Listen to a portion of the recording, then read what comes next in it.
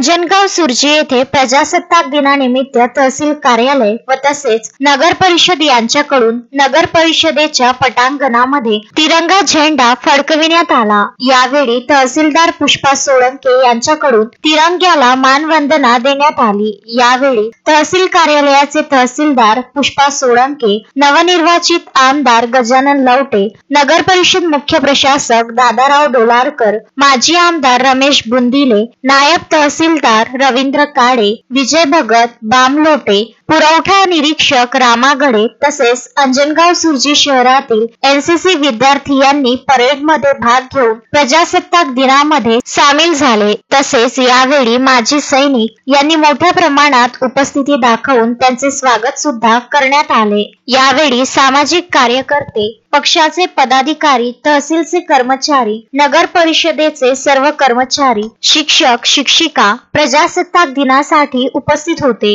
तहसीलदार पुष्पा सोळंके यांनी सर्व जनतेला प्रजासत्ताक दिनाच्या शुभेच्छा दिल्या। तसेच नवनिर्वाचित आमदार गजानन लवटे यांनी सुद्धा आपण सहभागी झाले तसेच मलाही आपण सहकार्य करावे असे बोलून जनतेला शुभेच्छा देऊन नागरिकांच्या सोबत हितगुज केली। रवींद्र वानखडे, विदर्भ न्यूज, अंजनगाव सुर्जी।